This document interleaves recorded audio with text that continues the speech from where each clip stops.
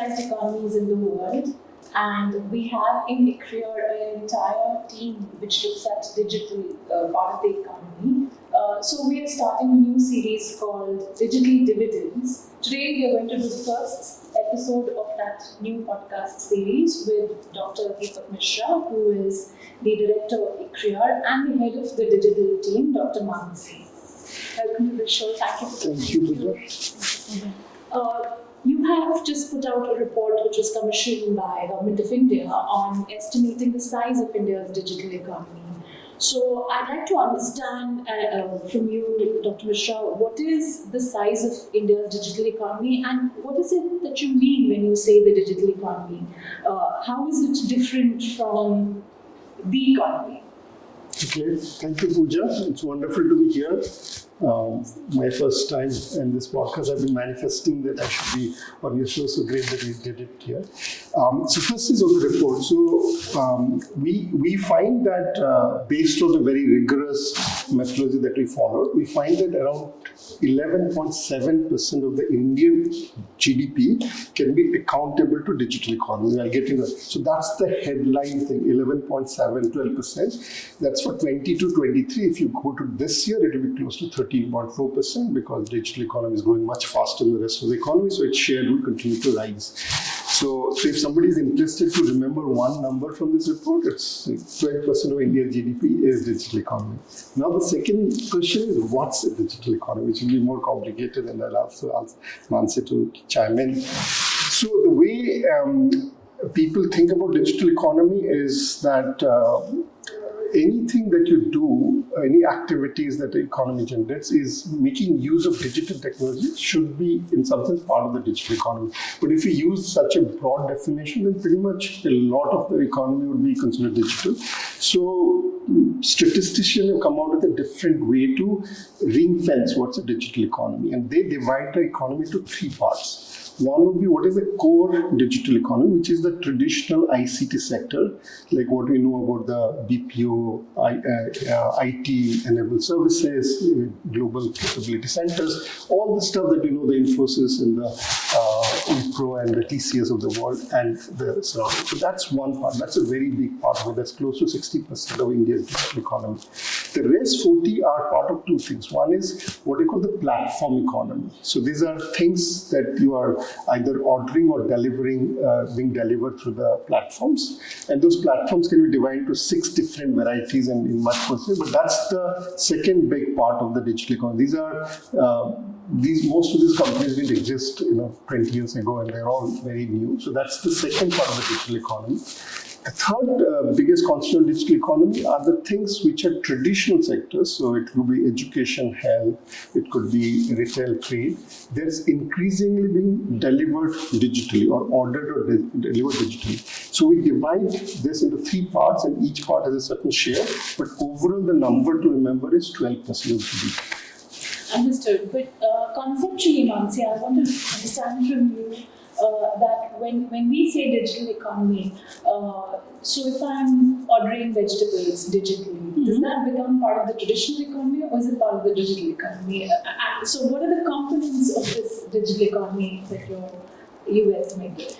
So ordering digitally is digital, like to answer the question directly, but essentially how OECD and the new thinking around digitalization is whether digital technologies is facilitating your access to a particular service or product, or what you're consuming is digital, right? So think of how cassettes and CDs have now become streaming music, or how your video cassettes have become things that you watch on Netflix and direct streaming that is happening. So all of those digitally delivered products, something that you're digitally consuming is also digital, and something that is being facilitated through a digital platform is also digital. I'll give you a traditional industry example, since we're talking about, so financial services, right? So think of how the checking facilities have now changed to NEFT. right? That's a classic example of traditional services now becoming digital because the entire transaction is now digital. Similarly, in education, instead of a teacher sitting in a classroom, you're actually learning online. And here, in terms of measuring the digital economy, it's about value attribution as well. I just make a short point on that. So for banking, it was a very interesting learning experience for us as well. A lot of banking is completely digitalized, right? Whether it's their payments function, whether it's their risk management, whatever you name it, they have like a huge IT team that does everything digitally. But the thing is, the revenue that you attribute to the digital economy is not the entirety of it, because the revenue attribution comes from actual digital delivery of that particular service. So payments is a great example. Payments, like 90% upwards of payments is all digital. Banks, whether it is through the UPI type or if it is through the traditional NEFT and IMPS, etc. But payments is not the revenue for banks. Their revenue comes from interest incomes or treasury incomes, and that is not digitalized. Most of that is still non-digital in terms of transformation to revenue. So that's the thing that we have to also recognize, that something that is being done digitally may not also be very high in value. So that's why this attribution exercise becomes very interesting in the traditional industry. Dr. Puja, so if you look at, if you take Mansi's example of banks, if you look at the banking sector, like she's saying, if I were to take my own example, 90% or more than 90% of the payments that I make is all done digitally. I don't step into a bank at all.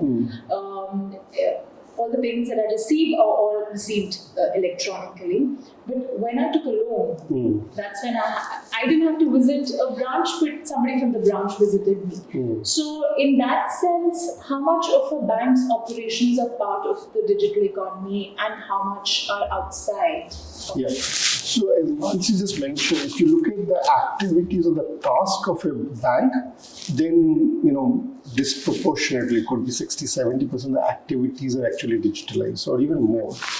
Like in certain cases, like payment, it's almost entirely digitalized. But when it comes to where they're making revenue or the money or income, which is the value addition, there are a lot of activities are still being managed through interaction of technology and human beings. So it's about, as you said, credit would be whatever, big investments, their portfolio decisions, or providing certain important activities that the bank makes, where they make a lot of the money, are actually can't be fully digitalized. So you can't do those decisions without any human interaction. So those are still considered. So if you look at bank as a profit center where they're getting the money or the value addition, where the task is a big difference. But in many sense, what we find is the bank and the financial sector are the most digitalized sector outside ICT in India. So that's an important point to know. On the vegetable part, I just want to say that the way we do it is, obviously you order a vegetable. So by that means that activity is digital, but that doesn't mean the way you produce the vegetable and the way you transport the vegetable are digital. So we only take the retail trade of the vegetable part. So there's a supply chain. A lot of the agriculture, logistic, trade, warehouse, they are still considered traditional and not part of the digital economy. Only the retail part, what percentage? So if you go to your Kirana store, and let's say the Kirana store does 100 rupees of business every day, out of which 20% are ordered online, or could be, by WhatsApp. So in some sense, crudely, we associate only 20% of the value addition of the retail to digital economy. The rest 80% stays analog. That's why the number is 12%. Otherwise, it would be very big if you take the entire supply chain.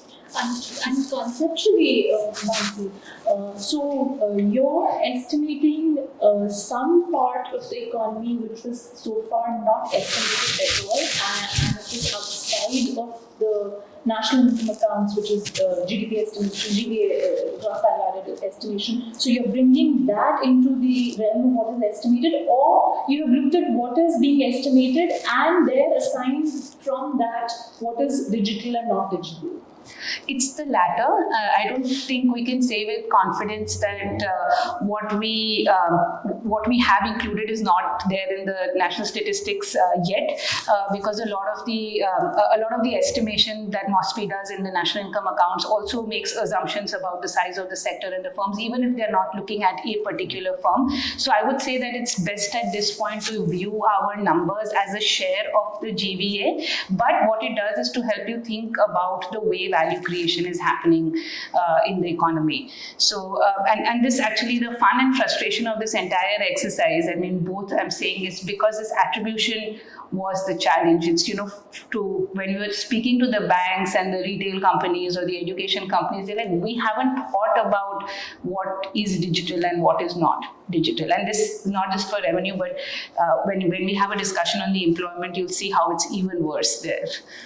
So, Dr. Mishra, from what Mansi says, banks have not thought about it. So, why is it important to think about measuring the digital economy? Yeah, that's a good question. We asked ourselves when we saw the first request for this project. I feel, exposed, I can think of 3 reasons why one should be doing it. I think first is policy making. So, in order to, there's a saying, what you measure is what you deliver. So for the people and the policy making who are in charge of the digital economy, or in a narrow sense, MeitY, I think they would like to have a better sense of what that is so that they can create vision, strategy, action plan, allocation resources. All of those are important to get a proportionality and also to give a mission to the people involved in this. So to me, that's one important motivation to it. I think the second is global relevance in leadership. India is a very large economy, and its digital economy is doing better than the rest. So India's digital economy is actually the 3rd largest digital economy in the world, based on the reports that we produce in ICRIER. So in that sense, many of the countries which are big on digital have already started doing this. This is a methodology that the OECD prescribed a few years ago, and a lot of the advanced economies like Canada, Netherlands, US have already started doing it. So it's important for India to ensure its global leadership in digital economy to have a number. So India is the first developing country which has used this methodology. China has a number, but that's not using this. So we are the first country in the world, among the developing world, to produce this. So that's it. I think this third, I would say, is a bit of a historical fad. If you go back to history, there's a lot of interesting things that happened when electricity was invented or automobile was invented. There's a lot of debate as to how do you capture this into the GDP. So we all live in a time when we think we are living in the time of the greatest technological innovation. So everybody wants to use that time to figure out what they mean for the business. But eventually, in 20 years down the road, you don't need to calculate it, because everything would be, in some sense, just like electricity. You don't calculate what part of Indian economy is electrified. We don't have to do what part of this is. So policy making, global leadership, and a bit of a vanity. On the policy making bit, if I could, so I don't think it's as much about the number that we got, like it is also about the number, but the channels we were able to identify through which the growth is really happening. I think for policy making, that part is certainly very important, that you have a new emerging platform economy that even if by our numbers is 2.5 or 3% of India's GDP, I don't think policymakers have seen it in that perspective. They know everyone sees it, everyone's using Flipkart or Amazon or Zomato or whatever it is, but no one's thought of it in terms of what it means to value addition for the overall economy. And the challenge through which that will happen in the traditional economy, the challenge through which, and the fact that so many aspects, so with whatever set of platforms we could get, we found that their growth rates have been 20 or 25% in revenue for the last 3 or 4 years, while for the rest of the economy, that number could be 10%. So there is a difference in how the growth is happening, and understanding those trajectories is also very important for policy making besides that number. In fact, the difference in speed, I was quite surprised to read in the report that in 6 years' time, you're estimating the digital economy is going to be larger than the agriculture and the manufacturing sectors. It will be sooner. We wrote that, but I was just checking the number. Agriculture is 15.6% GDP, and manufacturing is 16.9%, and we are already 13.4 by 24-25. So I think in 2 years you'll be overtaking agriculture, in 3 to 4 years you're taking over manufacturing, and what we project is by 2028, 29, it will be 20% of the economy. So this will be, if it was a sector, it will be way bigger than any other sector in the economy. It's also our ring fencing currently for the report is limited given the data challenges that we went through. So if we can do all of what we had set out to do, it would already be, I think, that number. It's possible. We're talking about the agriculture sector, so much of our employment continues to take place in the agriculture sector. In fact, recently it has gone up, even measured by the government surveys. You would have also estimated the employment consequences of the size of and the growth in the digital economy. So how does that fit into the larger macro? How is the digital economy interacting with the larger macroeconomy, especially on employment? So, in terms of the numbers that you will see, the main numbers come from the traditional IT, ICT sector, the hardware manufacturing. That's where the bulk of the employment in the digital economy comes from, because platforms traditionally don't employ as many workers, because the productivity is much higher. Things are digitalized. It's not labor intensive in that sense. But I think the way to look at the digital economy is to look at the new jobs that it will create. So, for example, if you look at the size of the creator economy, or if you look at the size of YouTube influencers, and we couldn't get all of those numbers into our report, but it's a whole new employment opportunity that the digital economy is opening up, which we probably can't fathom. And content creation is really one of those spaces. Content managers.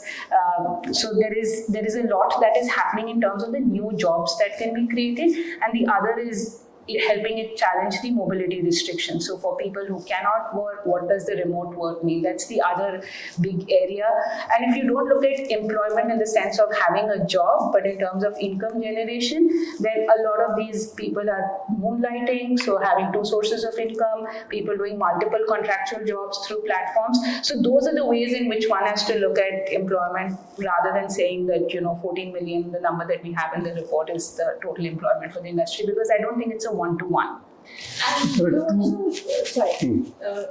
the digital economy is also, I'm guessing, generating employment in the what you're calling non-digital part, because if I just look at delivery, that probably is a part of the non-digital part of the economy, but those are new jobs. Those are new jobs. They've been added as a part of jobs created by platforms.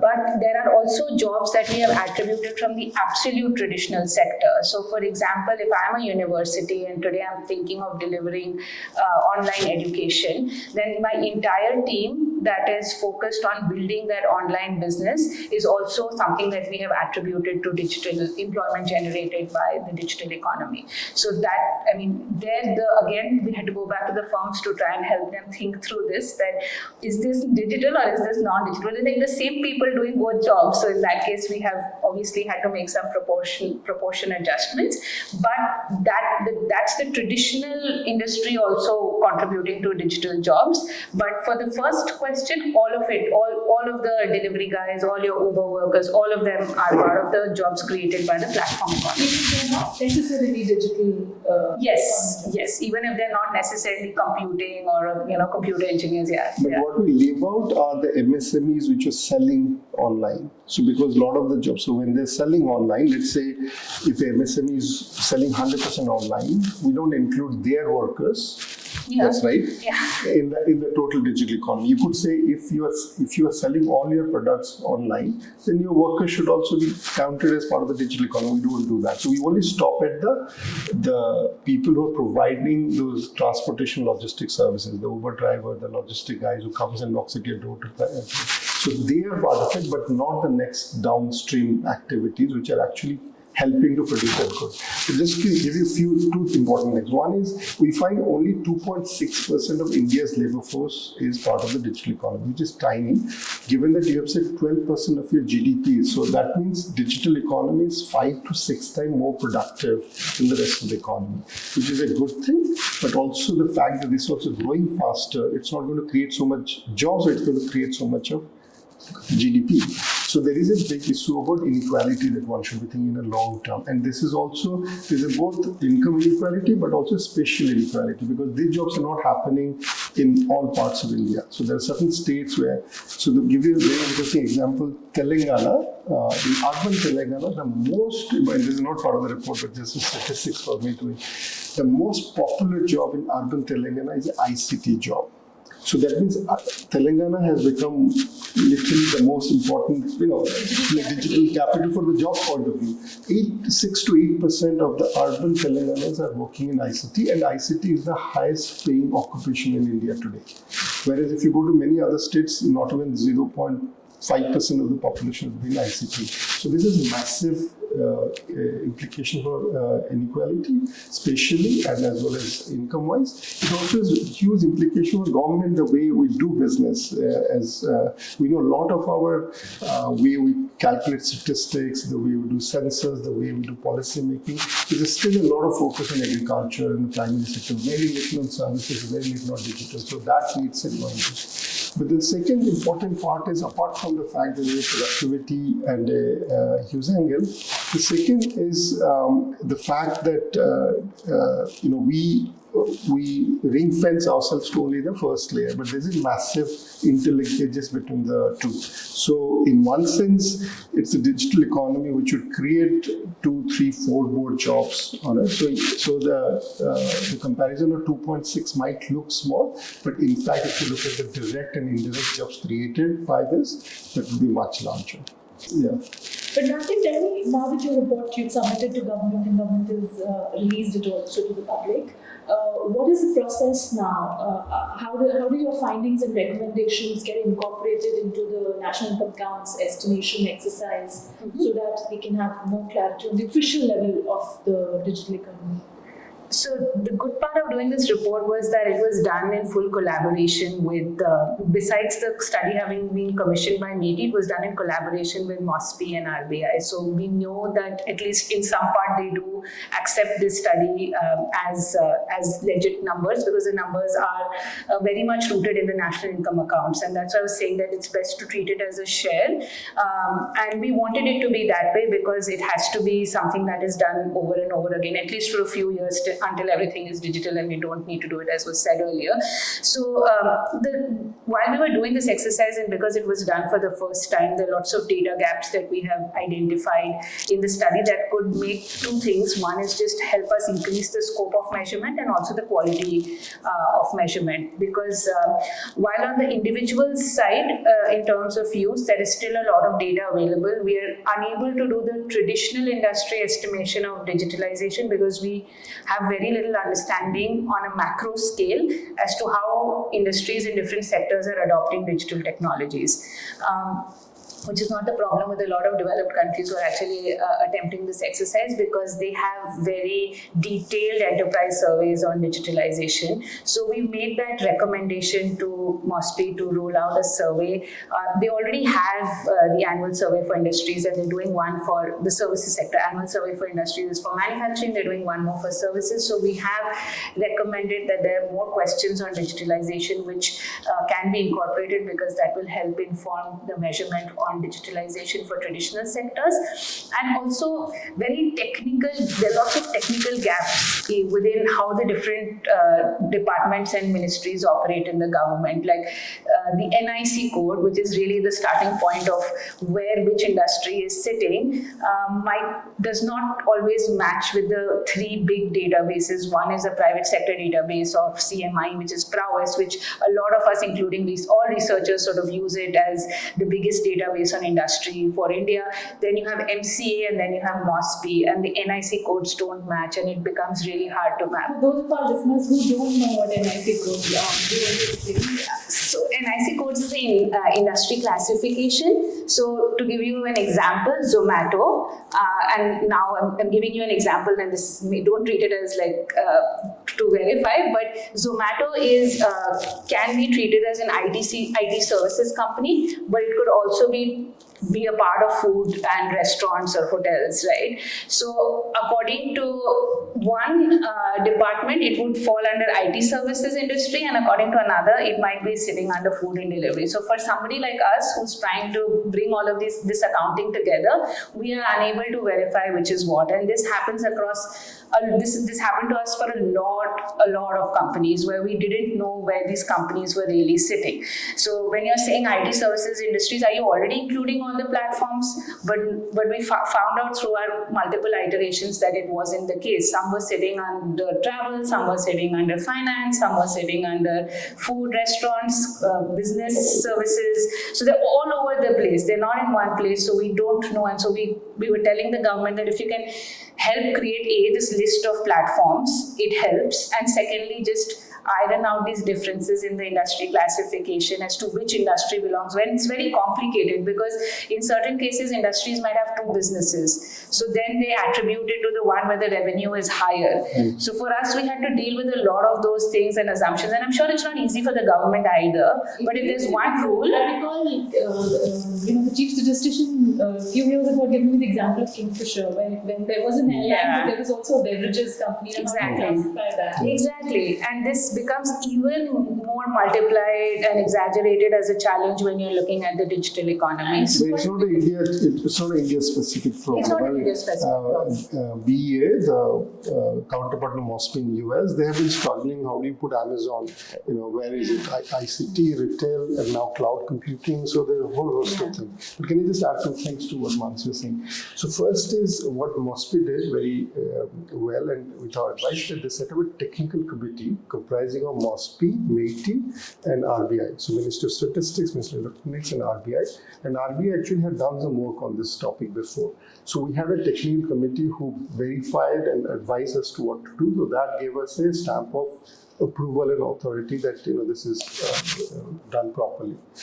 So that was a good thing, and that was nice that I feel a lot of the report should have that. It was very good. In fact, a lot of the technical committee members who are mentioned and who came to the launch report, they were tough in the sense that they were trying to make sure that whatever their understanding gets reflected, we benefited, and by the time, so the rigor was maintained thanks to their presence. I mean, we would have done it anyway, but having them helped us, but also because we got a lot of data from OSPI because of the presence of the technical committee members. So that's one. The second is, this report is not just about government, because we worked with CII to do a primary survey of industries which are part of the education and banking, financial sector, and one more, retail, where we wanted to see what percentage of the traditional retail sector is digitalized.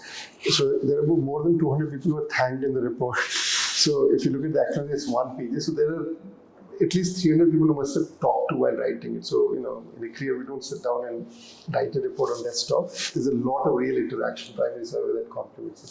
The third thing I would mention on government is, I was very surprised and pleasantly that there was no intervention while writing the report. Every text and every number were completely our own. We had full editorial discretion and control over the report. Nobody told us except as the advisors, part of the technical committee. And Mr. Krishnan, the secretary at the launch, said among the many things that he has done in his tenure, this was one of the most satisfying ones. So that told me that this is a really good relationship that worked, and the food is in the pudding or eating because they are interested to do a second round, and we are in discussion with them.